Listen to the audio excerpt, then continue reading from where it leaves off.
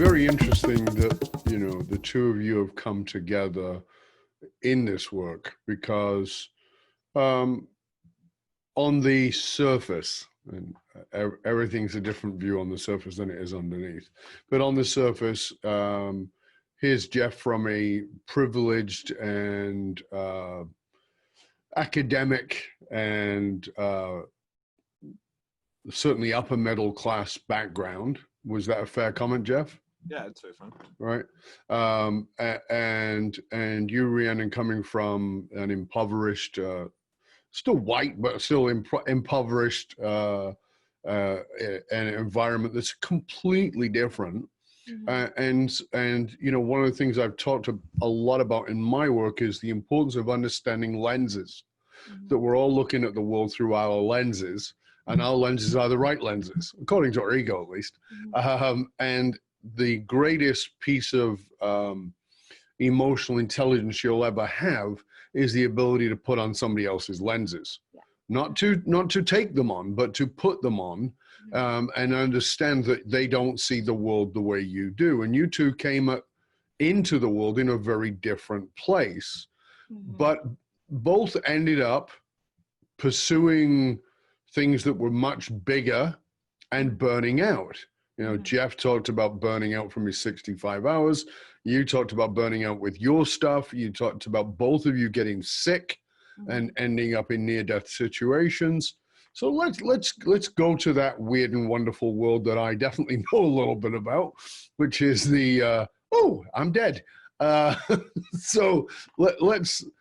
Can you each of you share a little bit about your experience of the near-death experience, because it seems like such a out there conversation from global economics, Mm-hmm. from the Economics Club of Canada, or what the work that you guys are doing, and talk to us a little bit about it and how it brought you to the place you're in. Yeah. Mine was a little more dramatic in the sense that it was like a one hit for me. I think Jeff's is a series of events that happened. Yeah, because those men are daft. That's why. I had We 4 falls. don't I had 4 falls. We're a bit thicker, that's all. Yeah. So, I mean, he kept going there for a bit. I definitely took the message when I got it. But for me, like I mentioned, I do a lot of work with Indigenous youth across Canada. I was running a program where we were living in Nunavut. We were living in the Arctic on the land. There was a group of us, 50, half of us were Indigenous, half of us were non-Indigenous. We were coming together to try and come up with ideas, business ideas actually, to create solutions around truth and reconciliation. We got caught in what was a very horrific storm. We had been on boats into an inlet, a piece of land, Peterhead Inlet, and we were supposed to be leaving that morning anyway, so we'd run out of supplies, food. The gentlemen that were leading our expedition came and told me that it was very, very bad and that we were going to have to be airlifted out from the area that we were in. I mean, I had all of these young kids and it was quite scary, obviously, but I prepared my mind for that. And up in these small communities, there was one helicopter, it could fit 6 people. We were going to have to do multiple trips in order to get people back to the main town. Once I had everyone in their groupings, the men that were leading the expedition came back and said, I'm sorry, the weather is so bad that the helicopter can't even get out. And so we actually there's a fisherman in town. He's got a 50-foot boat. It's not designed for this, but he's willing. He thinks it can handle the water and the tide. And he's going to try and give it a shot. And I said, is this our only option? And he said, yeah.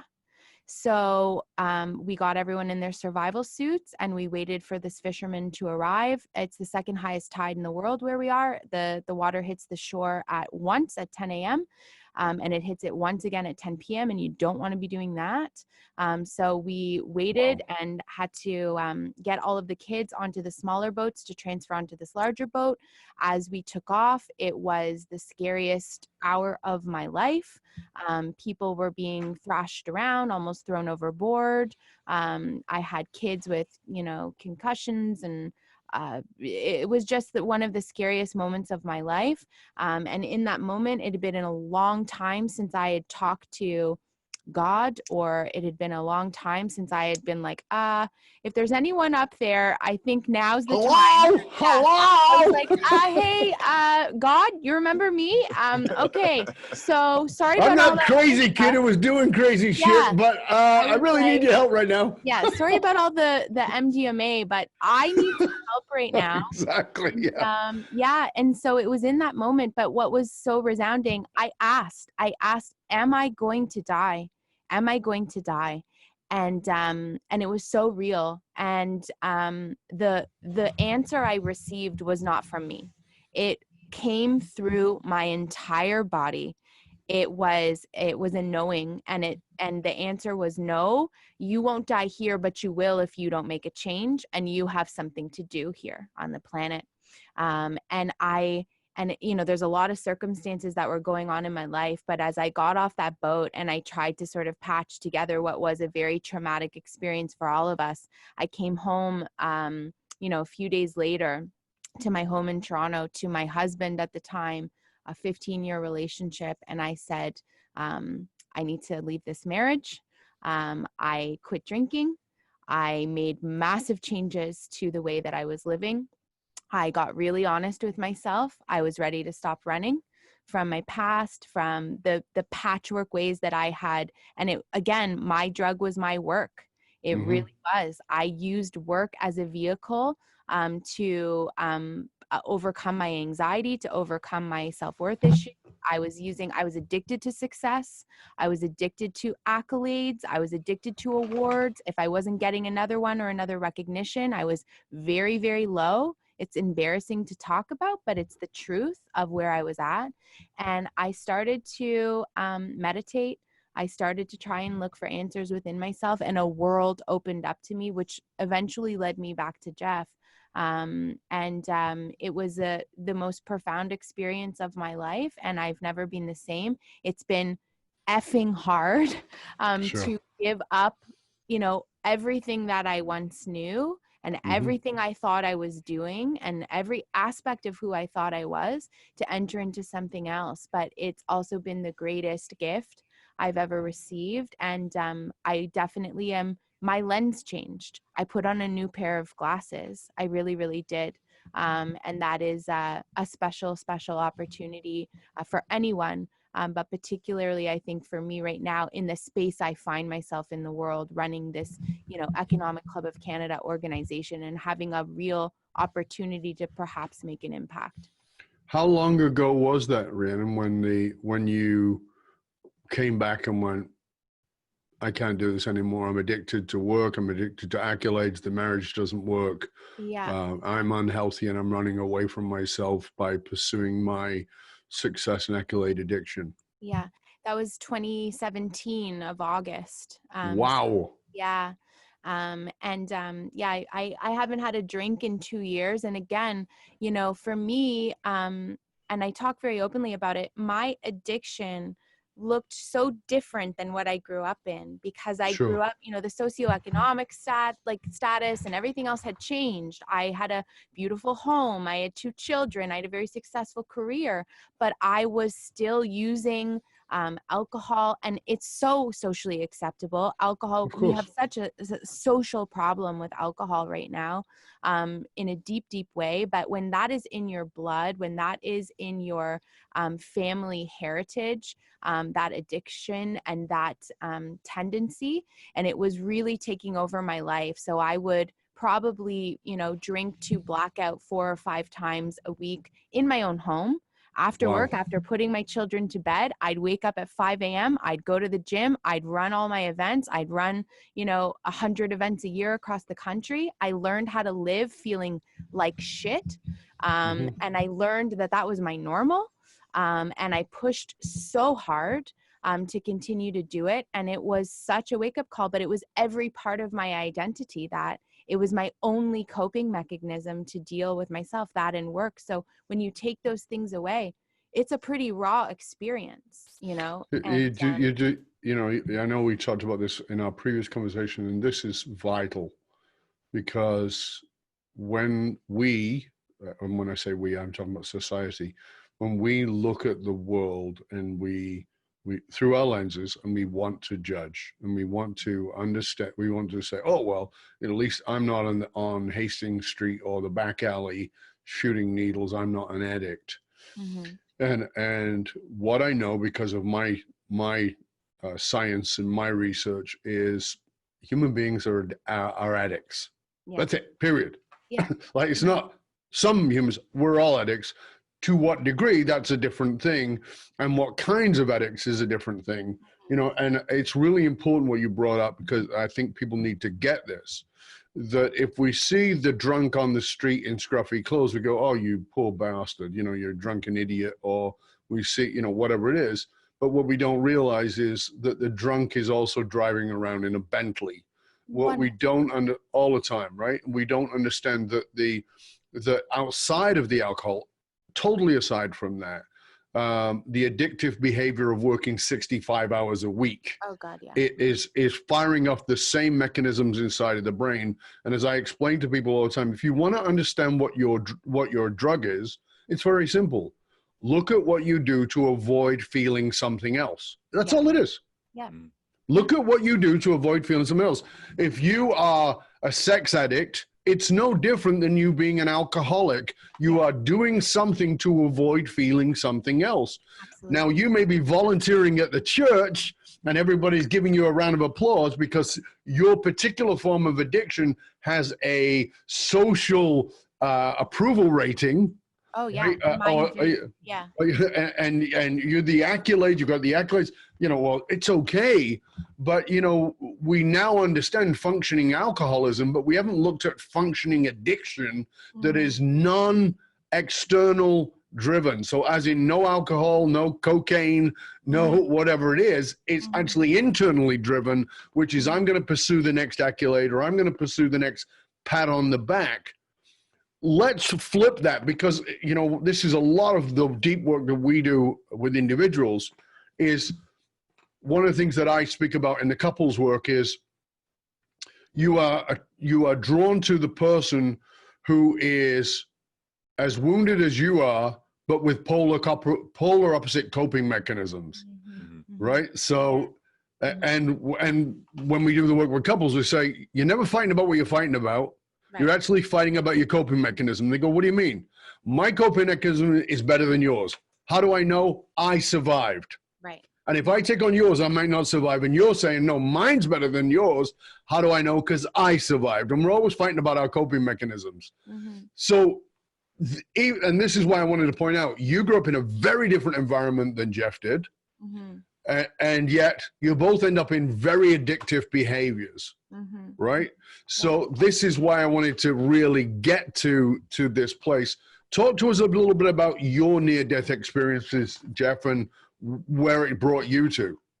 Yeah, with mine, I had a series of them. There's and just being able to look back through the lens that I have now of more of a, you know, looking at and seeing what I learned at that time, or what I was, you know, being shown to do, or why this was happening and not listening or whatever.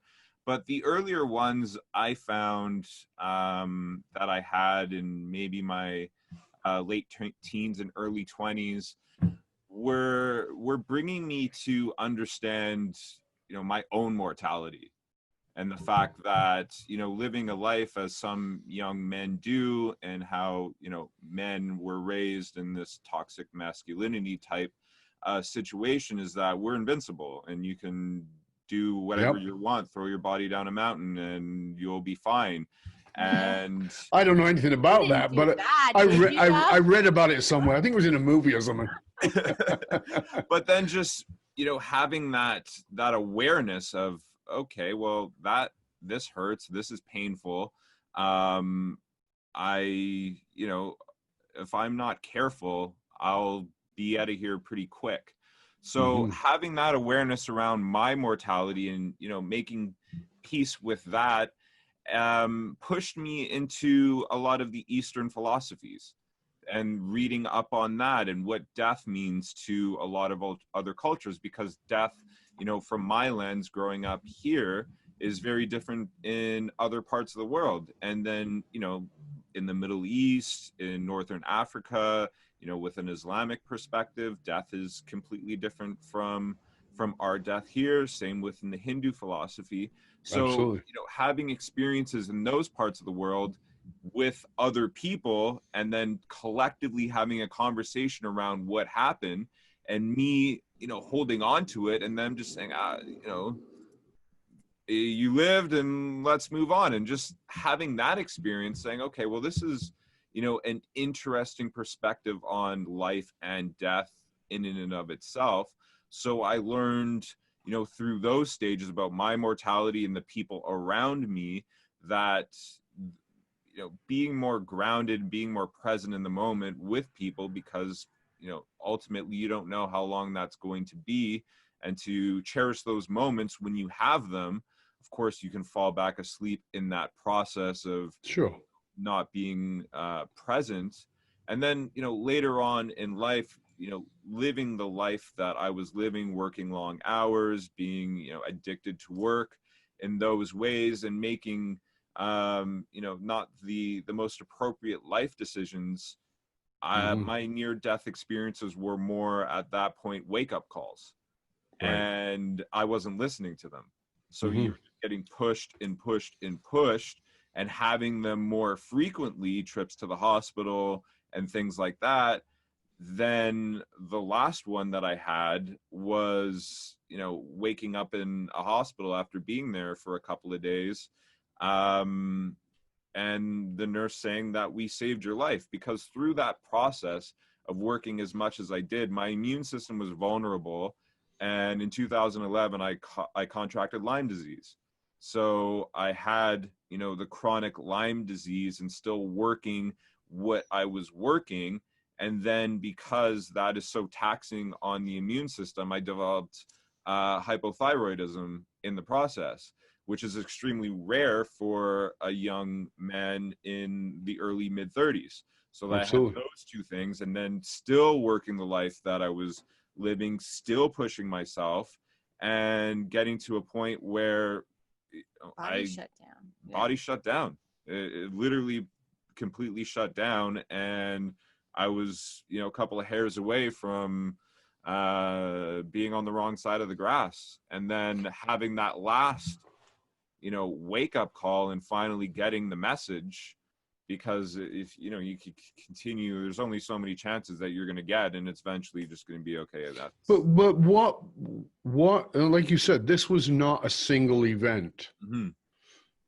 So why did you get the message that time? Why didn't you get the message the time before, or, you know, or any other time? What do you think it was about that one that made you go, oh, you know what? Maybe I'm a bit thick. Maybe I really need to pay attention. Do you know? It was just actually, you know, lying in the position that I was in that hospital bed for that prolonged period, and having the time to reflect, and having an awakening through that process, and then seeing everything through a completely different lens, and the series of those events, and then understanding and having that aha moment where, okay, I get it. I understand now. I have, you know, I'm bringing mindfulness to my own context, and I can see why I'm here, and why I wasn't listening before, and how it was so obvious at the time. But when you're asleep and you're in that tunnel, and then you can just blame it on, well, this is just an accident, or this was whatever, and it wasn't anything more than that. Well, this is something I want to bring to both of you. Go ahead, Rhiannon. I just wanted to say that, you know, when I had my awakening, and a lot of the times when I hear people's stories of awakening, and it doesn't have to be a dramatic, you know, middle of the Arctic near-death experience, but it could be cancer, it could be the death of a loved one, it could be a divorce, it could be a whole bunch of things that bring people to that space. But what it was for me is, all of a sudden in that moment, I felt like I had something to live for. And although I was living all of those years asleep, I was running from life. I was avoiding feeling life. I was avoiding feeling like life is feeling depressed sometimes. Life is feeling all of these range of emotions and having these hard experiences. But somehow, in some way, we're told that there's a small slice of life that we're supposed to have, which looks a particular way and feels really good. And that's it. And so we feel so ashamed when that isn't our experience. And coming up against facing the fact that you might not be here, all that ugly that you were running from, it's actually pretty freaking beautiful. And you say, I actually want that. I choose that. I choose this. Like, there's something to choose to go on from. And I absolutely fully agree and support and applaud what you just said. But I think there's a danger line here, and that we've talked about this before in our previous conversation. Because when people hear about my fall, they say, oh, that must have changed your life. No, it didn't. That's absolute bullshit. It didn't. I used to say it did because I actually thought it did, but I get now it didn't. It actually embedded me deeper in my own ego. It didn't. That's why I had to fall 4 times. It embedded me deeper into that. Because for me, in my research, and I'm really happy to hear from you guys on this, we don't change with those events. We often embed deeper with those events. We become more committed to the nonsense we've been doing. And when people would ask me, how you doing? Like I said, 4th fall, 120 feet.